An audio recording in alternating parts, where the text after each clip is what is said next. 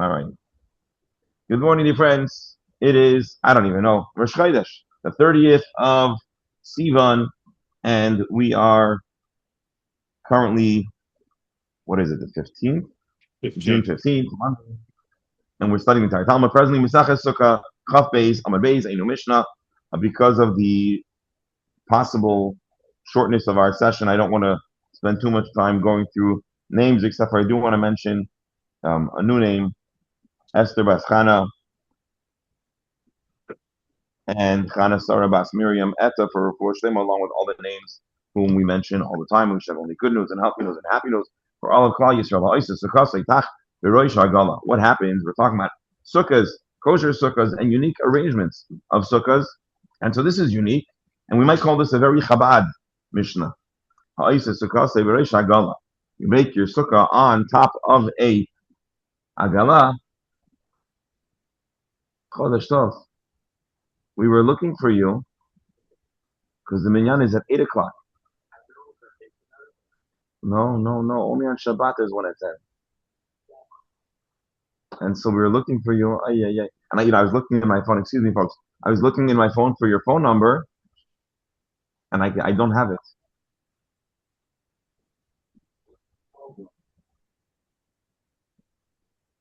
I'm sorry. So do me a favor. This is not going to be a full fix, but at least this way in the future I'll be able to reach you, folks. I apologize. Just this gentleman has yard site for his brother, and we're going to do Gemara. We'll do it for your brother's nishama. But give me your number so that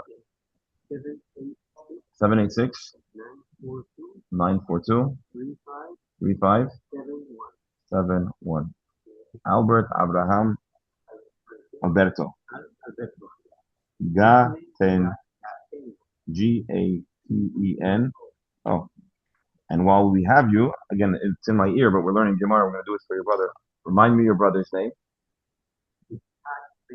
Yitzchak ben Mordechai. So my friend Albert has yard site, and we're going to dedicate today's learning for his brother's neshama, Yitzchak ben Mordechai, his neshama Shah ben Aliyah. And we should only have good news for all of Am Yisrael. So we're going to call this Mishnah a very Chabad Mishnah. Now I'll tell you why.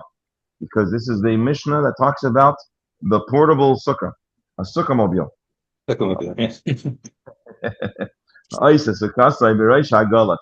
your sukkah on a wagon, or a boat, sukkah boat. Have you seen a sukkah boat? It happens, probably less than sukkah mobiles. And is it kosher? The Mishnah says, Sheira. This is a kosher sukkah. The Oilan Lava Yom Tov, and you can even enter on such a sukkah on Chag. Let's read Rashi.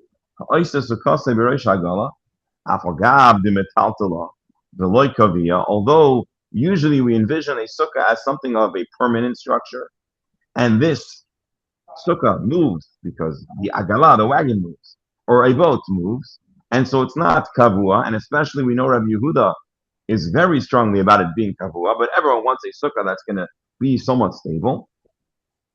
Why? Well, let's see. But anyways, Rashi continues.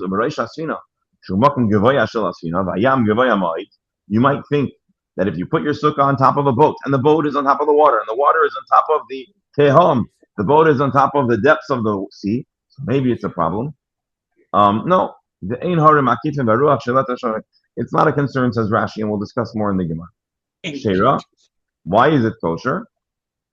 So Rashi tells us the diras arai sagiba. When it comes to a sukkah, the prevailing opinion, again, maybe Rabbi Yehuda would have a problem. Although, if you remember, last Gemara Taisa said he doesn't have a problem. But it's kosher to be a sukkah. It's a temporary structure. Rashi, you can go on Yamtiv. Really, it's obvious that you should be allowed to go into such a structure.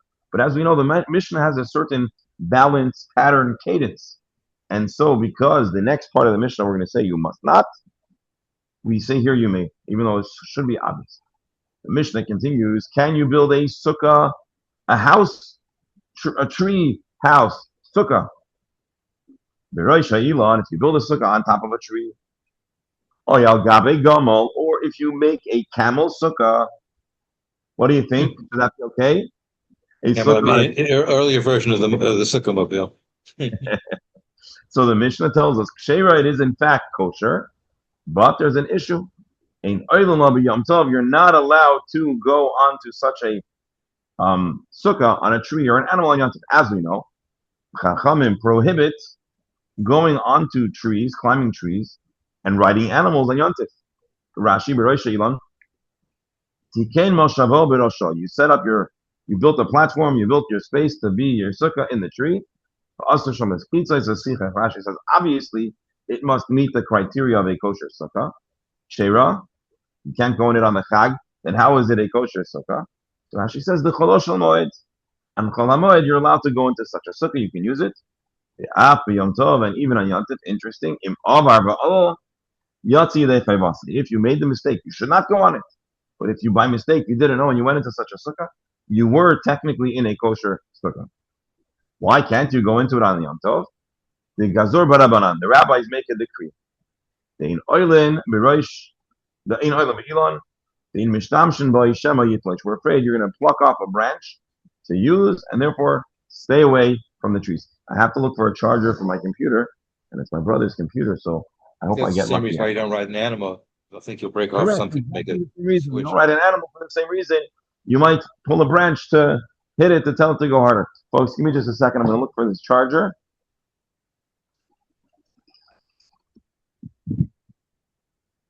I think I found it. I'm just going to move. Here, come. If you want to join me, I'm just going to move to this table to be near the charger.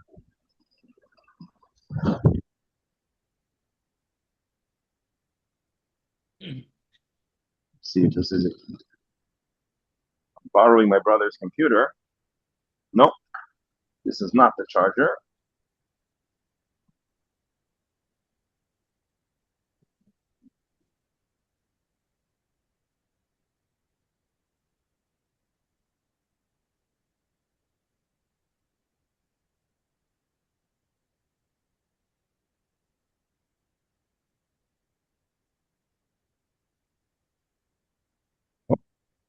No, here. I think this is it.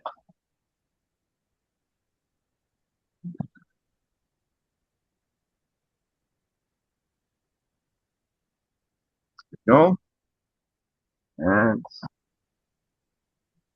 Is it one of those new USB-C type chargers? no, we got it. We got it. We got it. All right. And by the way, I don't know if you can see, but I'm honored to be joined by my friend, Mr. Gateno, who's honoring his brother's yard site today.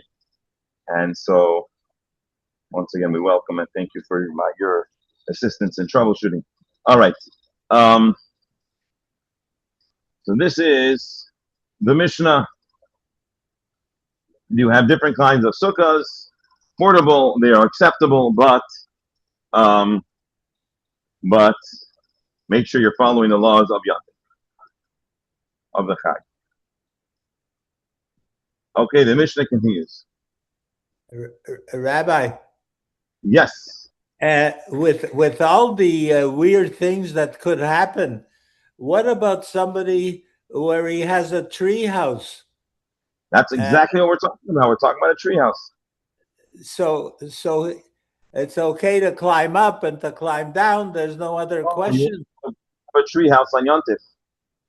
That's an interesting question, but seemingly, no. I guess maybe we could, depending on how elaborate your treehouse is and how complex it is, maybe there isn't a scenario that it would be okay. But what we're saying here is that no, you cannot go into a treehouse.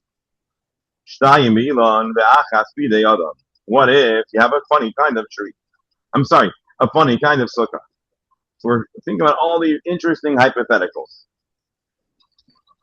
You have a tree. I'm sorry, no, forget trees.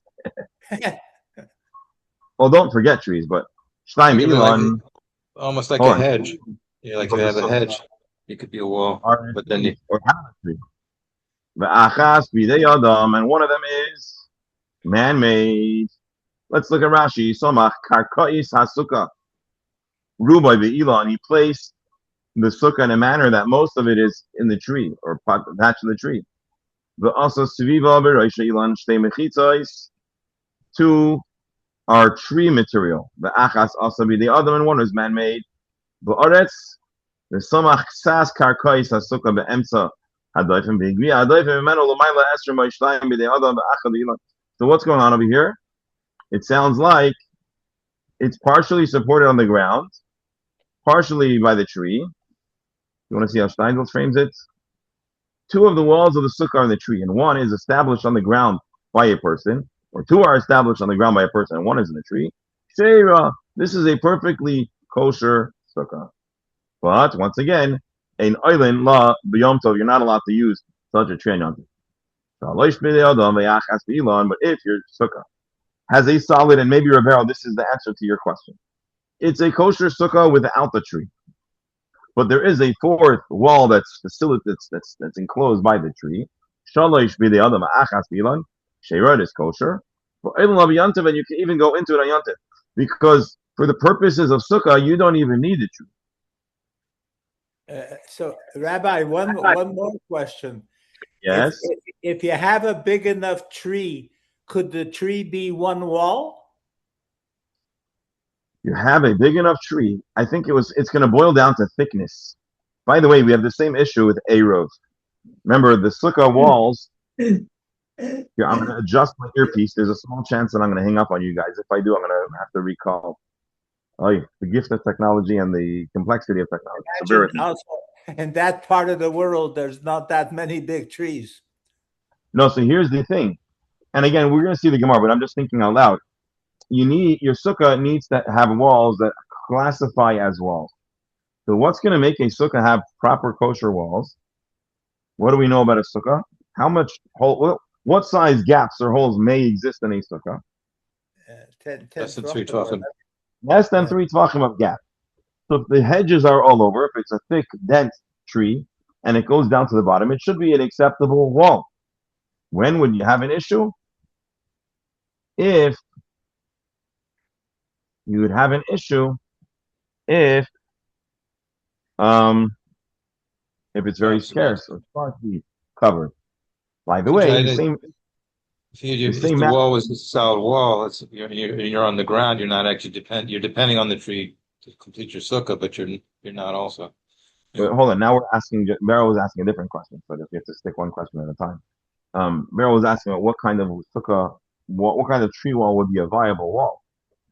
Now I'll just tell you, when it comes to Eruv, you might have the same issue. Again, I don't want to get into the complexity of Eruv, but in South Florida, where you have partitions made out of hedges, right? Every good, even our shul used to have partitions. Well, across the street, we have partitions made out of hedges.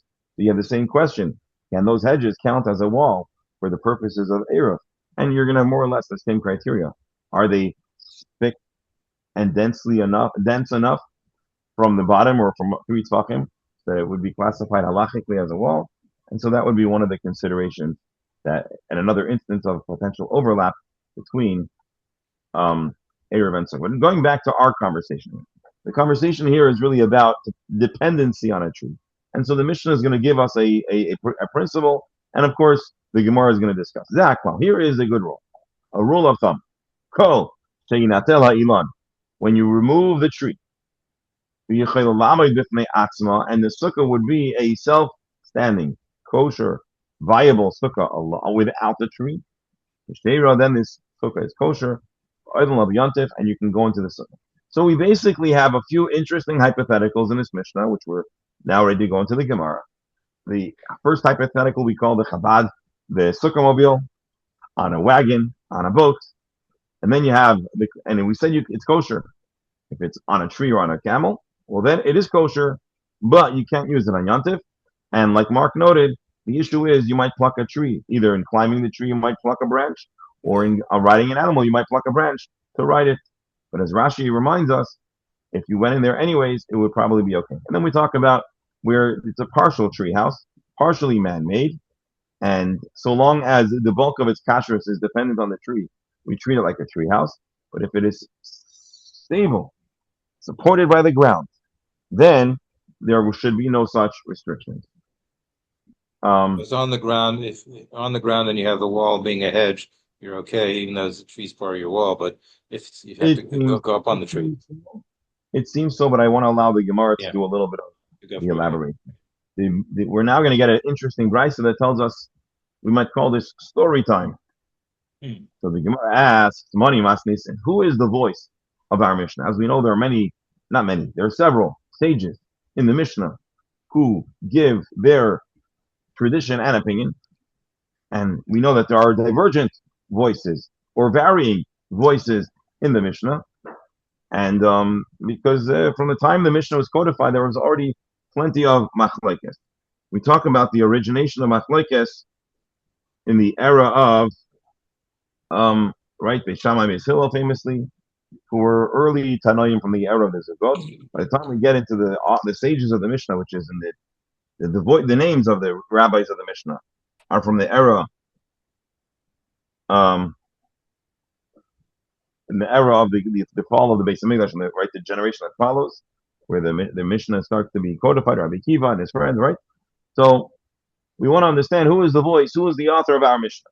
Mani Masnisin, who is the person whose opinion is our Mishnah? And the Gemara answers, it's the great Rabbi Akiva. Why would we suppose that this reflects the voice of Rabbi Akiva? The Tanya. We have a brisa, which is a tradition, a teaching from the era of the Mishnah. It wasn't included in the Mishnah, but we can use it as a resource to understand and to fill in and to build out our sense of the halachic conversation. The Tanya, the brisa teaches as follows: if you create a sukkah on a boat, on top of a boat, Rabbi Gamliel says this is not a kosher sukkah, and Rabbi Akiva says it's kosher. So if we have another text which records the dialogue around the kashrus of a sukkah on a boat, and here we get names, and Rabbi Akiva is the one who says it is acceptable, and Rabbi Gamliel tells us it is not acceptable, we can already understand that our Mishnah reflects the viewpoint of Rabbi Akiva. Sukkah boats are kosher. I've told you this before, but I have a friend, or really it's a friend of a friend, who is a French Chabadnik, and he opened a Chabad house in France, near where the students are, and real estate is very expensive, and they wanted to get a student center, and so what they ended up doing is buying a boat, and they branded it Boat Chabad, the Chabad boat. And if you Google them, it's beautiful. They have classes there, and they have events there, and Shabbat dinner, and I think they also have a sukkah boat, or they put a sukkah on the deck of the boat. I'm sure they love this Mishnah. Anyways, I'm not going to Google now, but if you look them up, it's in France, in Paris, Boat Chabad. So they must love our Mishnah. But anyways, we have Rabbi Kiva and Rabbi Gamliel dialoguing about the kashrus of the sukkah boat. Okay, Maisa, you have a story? Yes. How do you define Rosh Hasrina? In other words, if you're talking about a boat that has only one level, so it's on the top level. But if you're talking about a ship which has many different levels, is there an issue? Does it have to be in the top, or does it just have to be just outdoors on top of something else? I mean, it's like... I'm going to be a little annoying, and I apologize in advance. Okay. But let me ask you a question. If your boat has multiple levels, is there a scenario that you would be able to have a kosher sukkah that's below deck? Not below deck, on a low. In other words, take the lower cruise. I understand. Right. So no, you want to be open to the sky, but you don't have to be on. Right. It's like apartment houses. There are plenty of people who have a sukkah out on a deck that nothing's on top of them, but they're on the 5th floor of a 10-story building. I mean, so my understanding, is that probably Rosh Hashanah here really means the deck of the boat. Technically, this Mishnah would agree to any level. Okay. The Chiddush, I believe, at least the way Rashi tells us, is that even though the boat is pretty high, we still consider the boat that's on top of the sukkah that's on top of the deck to be a kosher sukkah. We're treating it as the ground instead of measuring the height of the sukkah. That's my understanding based on Rashi. Well, let's see the Gemara. But while we're at it, and of course we always love history, so I Googled Roman ships, and as you can see over here, we have a cross-section of a Roman merchant boat, and you can see that these were significant ships, and there are multiple levels, and so I understand Rosh Hashanah to mean the upper deck or the top of the boat, just for fun. But Rabbi, some of the boats are slanted, so on different floors you are still open to the sky. Right, that's what Dr. Hammer was saying. You have. Yeah. I don't think my brother's computer here has Hebrew font. Maybe it does actually. Oh, it does. So, Rabbi, if you have a building which is architecturally the same way, if you're open to the sky, it doesn't matter what floor you're on, I imagine. Right, that's what I was saying. Yeah. And that's the sod of construction. In Williamsburg and in where else? Yerushalayim, Lakewood, where you can find. No, with all due respect, it's also a feature for people that the balcony is open to the sky. No, that's what we're saying. Have you seen the staggered balconies? And so we googled Sukkah Perek, but I'm not getting any interesting pictures here. There were no photographs. Oh, here. This is not what our Mishnah necessarily means, but while I'm googling already, how do I get this to be a full screen? Open. It doesn't really matter, but here, let's see if they can show this. These are. Check this out. You see this? Not yet. We don't see it. Oh, you don't see it. We'll see the Why not? I don't know. Oh, hold on. So I have to go back to my settings. Folks, bear with me. Here. Entire screen. Window. Tab. Window. Do I have to uncap? Yeah. Am I sharing anything now? Not yet. All right, so now we're going to share again. I'm going to share the screen now. It's going to probably make the Gemara less visible. But at least now you can see what I was trying to do. There we go. These are sukkah boats. Literally, they built sukkahs on these boats. Listen, you can't have a Chol HaMoed outing if you're not going to. And now you can see what I was searching. I realized you didn't see what I was searching before. I was looking for. I saw the camel sukkah for a second. Right, is there a camel sukkah? There you got a camel sukkah. Yeah. Now, I bet you this was made exclusively to illustrate our Mishnah. Meaning maybe someone actually made it, but the fun of it was just to make a point. But now I realize that you probably didn't see my pictures of the Roman boats, did you? No. I was talking, assuming you see. So here's what I was talking about. You see now? You see now the Roman ships? Folks? Yes. Be a new okay. Row your sukkah gently down the stream. Exactly. But here you can see, I mean, I know we know this to be true, but the Romans had very, very elaborate engineering and construction and boating and naval battles and the like. And so, which again, I think the warships with lower deck people rowing, I think even predate the Romans. Maybe it was already in the Greek but anyways, that's that. So going back to our Gemara, we have a story now. So in the era immediately before, but I think here we're talking about immediately after the fall of Jerusalem. So the rabbis were primarily in the north of Israel. That's where, well, initially they were in Yavne, and then they moved up to Sipori and to Tiberia. And I also believe that the rabbis were living in the Roman Empire, and they were involved in all different kinds of things. They were involved in lobbying the Romans. They were maybe involved in commerce or pidyon shavuim, different things that the rabbis were involved in. We have a number of accounts of the rabbis ending up in Rome. Here, I'm not telling you that that's where they were going, but it's quite possible they were. But let's see the story. Ma'aseh Rabbi Gamliel Rabbi Akiva. The story is told in the Brisa of Rabbi Akiva and Rabbi Gamliel. Shoyubayim Basina. They were traveling. They were arriving. I'm assuming the language of Bayim Basina probably means they were arriving to Israel, but I don't know. Amad Rabbi Akiva ve'asa sukkah b'roish hasfina. Rabbi Akiva got up and he constructed a sukkah on top of the boat. L'machar, the next day what happened? Noshva ruach. There was a terribly strong wind. Ve'akarta. And the sukkah was flipped on its side. It was uprooted. Rabbi Gamliel tells his colleague, Akiva, heichan sukkascha. Akiva, where is your sukkah now?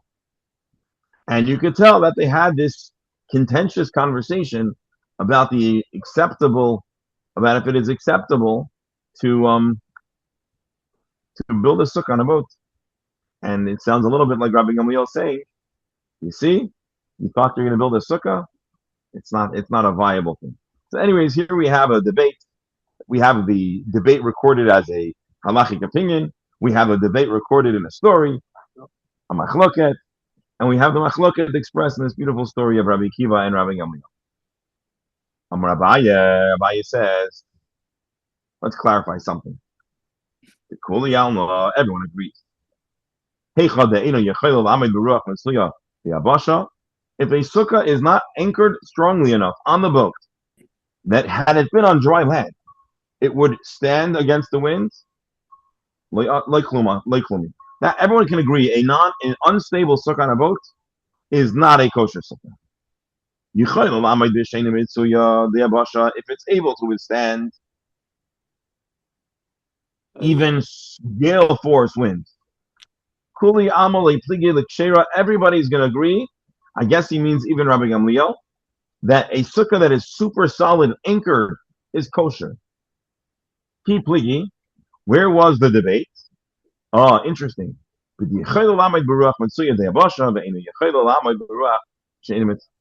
Hold on.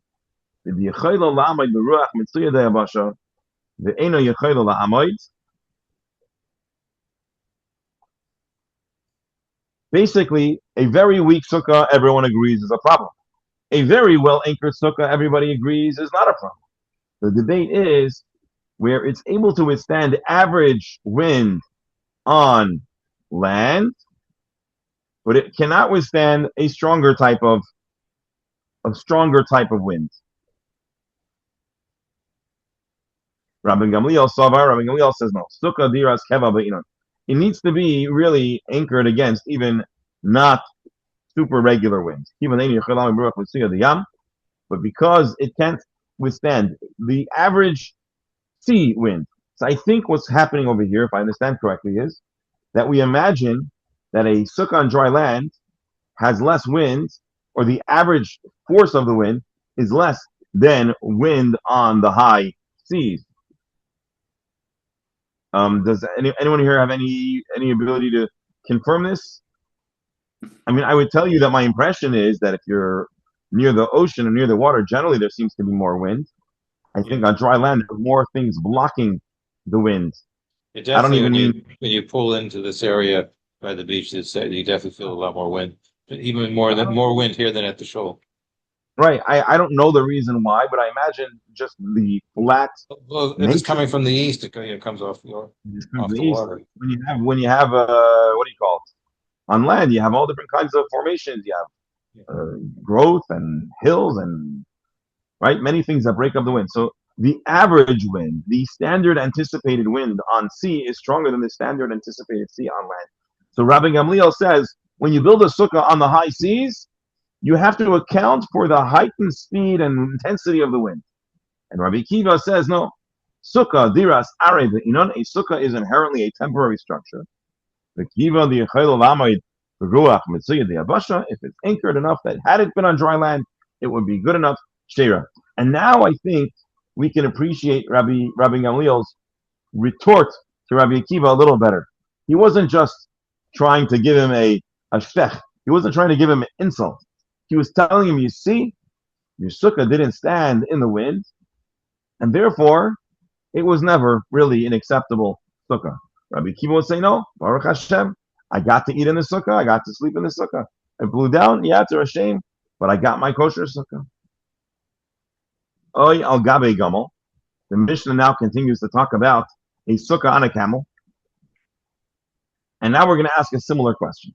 So the first stanza of the Mishnah, the first section of the Mishnah is we established with Rabbi Akiva. That's his opinion about the boat. Who is a famous voice that teaches us about a camel sukkah? The Gemara asks the same question. Masnisin Mani, who makes the comment about the camel? Rabbi Meir. This sounds like Rabbi Meir because we have another brisa which records a debate around sukkahs on animals with names of rabbis, and let's see how this aligns with our Mishnah. The Tanya, the brisa teaches us, you build a sukkah on an animal. Now, who remembers a recent conversation, not about a sukkah, but using animals for transportation and to be on top of the animal? Does anybody remember what the case was? The paraduma, the red heifer. Remember that? By the way, Rabbi, I just see a report this morning from Israel that they have a possible red heifer kosher. So this might be an important day in Jewish history. Rebero, yes, and you win the prize. We're talking about we read a teaching about how they had a board of wood on top of the oxen, and the children went on top of it, and it was considered an ohel, and they avoided any impurity. So here we have a similar imagery where they are building a sukkah on the back of an animal, and Rashi explains how would that work. Tigoinosan dalatot al shnei susim. For example, you took a big board of wood, we're calling it a door, because a door would be a wide, big piece of wood, and you balanced it on two horses. Veheim karka isa sukkah, and that becomes the floor of the sukkah. And then on top of it, you put, walls and schach. Why does Rashi need to say that it's two susim? I don't know. Maybe a horse is kind of narrow and you want it to be supported. I don't know. Let's see. Rabbi Meir says a sukkah on an animal is kosher. And Rabbi Yehuda says no way. What would you have against an animal-born sukkah? My tamei, that Rabbi Yehuda, why does Rabbi Yehuda dislike a sukkah that's on an animal? Let's read the verse. Omar Kra. Rabbi Yehuda says, I've got a chumash and I'm going to tell you something. Chag hasukkos tasel lechashiv asyam. A holiday of sukkahs you shall make for yourself 7 days. Sukkah ro'ya l'shiva. Now you understand Rashi. A sukkah that can last for 7 days. Good. Shma sukkah. That's called a sukkah. Sukkah she'ena ro'ya l'shiva lo shma sukkah. How long can you keep a horse carrying a very heavy burden? A minute, an hour, a day? Is it going to work for 7 days? And Rabbi Yehuda seems to be pretty emphatic that no. And now we understand, I think, Rashi, because maybe something cropped on one animal, even though it's not really kind, maybe it could work.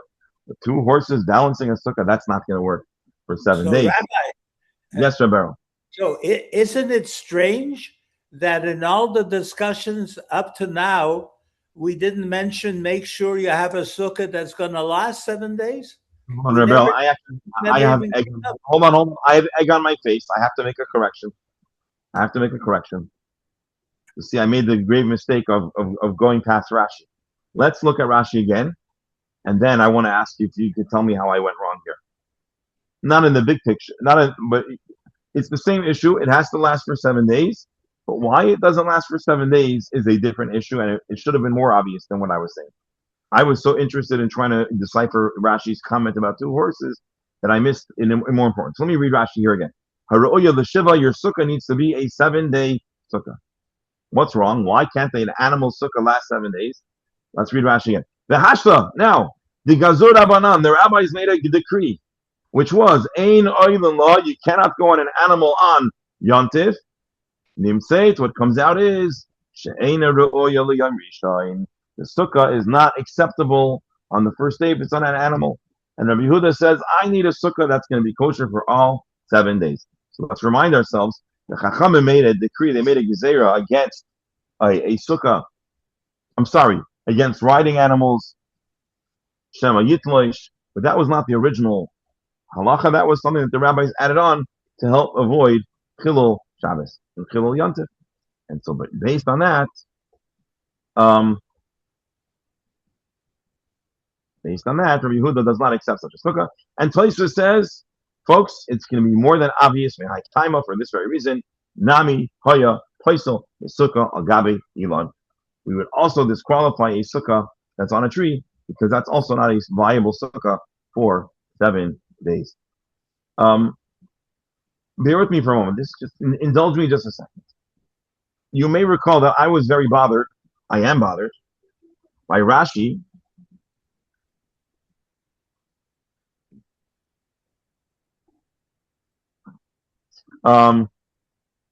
Rashi was bothered. I'm sorry, I was bothered by Rashi, who talks about 2 horses balancing a board upon which you built a sukkah.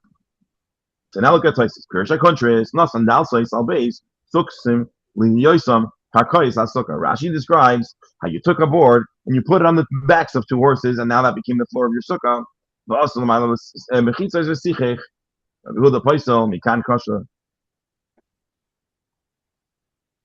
Oh, Taisha says now you're gonna have to go back a page, and Rashi is gonna have a problem.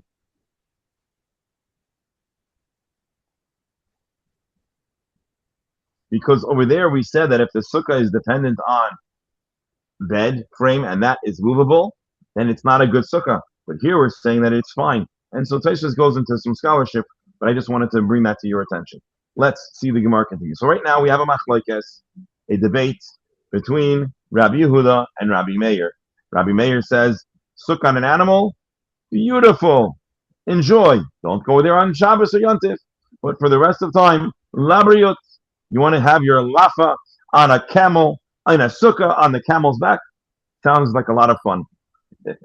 but no. Rabbi, I hate to add this. What about Torah Balachayim? Beryl, what's Torah Balachayim? Animals are used all the time. For 7 days to carry it on its back. No. I think I may be. I think I stand corrected. I think in my exuberance, I exaggerated. I don't know if we're talking about the sukkah being actually on the animal for 7 days, or we mean that hypothetically, any day of sukkah, this has to be an acceptable sukkah. A sukkah that has a certain day that it would be unkosher, that would be a problem. So I think I overextended. The obvious question: do we take the sukkah off the animal, or we go into the sukkah while it's on the animal? You have like a sukkah that you can lift down, lower onto your animal, and pick it up. So let's understand Rabbi Meir really fast. I think you're going to like this. Rabbi Meir, you know what Rabbi Meir says? I agree that the pasuk means that a sukkah needs to be kosher for 7 days. But the biblical pasuk is describing a biblical dynamic. The fact that the rabbi said, please don't use this sukkah, not please, but don't use such a sukkah, does not automatically make it not ra'i, not worthy biblically to be a kosher sukkah. And therefore, Rabbi Meir says, it is fine.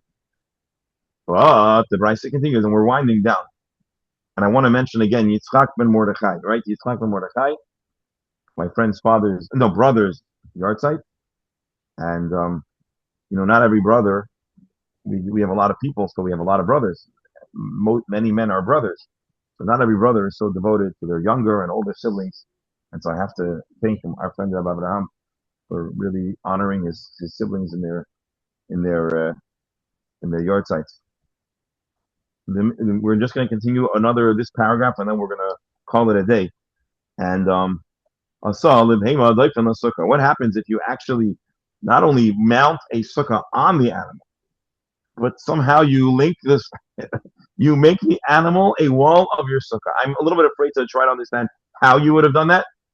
But if you would somehow use the core of the animal as part of your wall, maybe it's by building a sukkah on the side of the animal.